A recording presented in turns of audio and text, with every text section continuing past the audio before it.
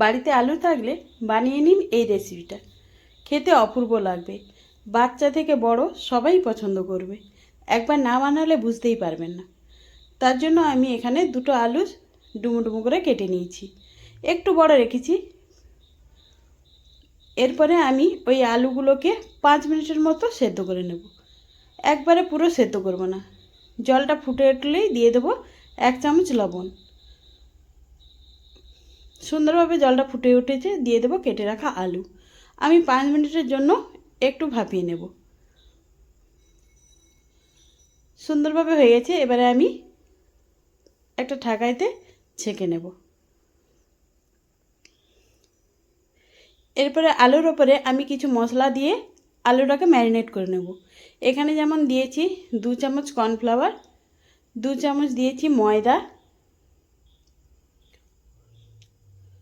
আর দিয়েছি পরিমাণ মতো লবণ, হলুদ গুঁড়ো, লঙ্কা গুঁড়ো। একসঙ্গে আমি আলুটাকে ভালো করে মিশিয়ে নেব। এরপরে কড়াইতে দিয়ে দেবো পরিমাণ মতো তেল, তবে খুব বেশি তেলও লাগবে না। তেলটা গরম হয়ে গেলেই আমি আলুগুলোকে ভেজে নেব। একবারে তো আলু ভাজা যাবে না, তাই জন্য আমি দুবারে আলুটাকে ভেজে নিচ্ছি।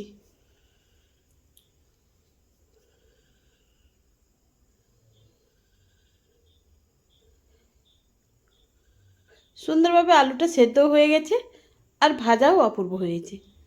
এবার আমি নামিয়ে নেব। এরপরে কড়াইতে দিয়ে দেবো 2 চামচ সর্ষের তেল আর দেবো কুচনো রসুন। রসুনটা ভাজা হয়ে গেলেই দিয়ে দেবো কেটে রাখা পেঁয়াজ। পেঁয়াজটাও আমি বেশ ছোট ছোট করে কেটে নিয়েছি। আবারও একটু আমি নাড়াচাড়া করে নেব। সুন্দরভাবে পেঁয়াজটা আমি ভেজে নিয়েছি। এরপরে দিয়ে দেব কাশ্মীরি লঙ্কা গুঁড়ো 1 চামচ, দিয়ে দেব 2 চামচ টমেটো কেচাপ, আর দেব 1 চামচ সয়া সস আর 1 চামচ চিলি সস। আবারও একটু আমি নাড়াচাড়া করে নেব।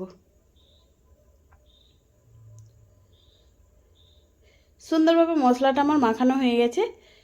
দিয়ে দেবো ভেজে রাখা আলু। আলু দিয়ে আবারও আমি কিছুটা সময় নাড়াচাড়া করে নেব।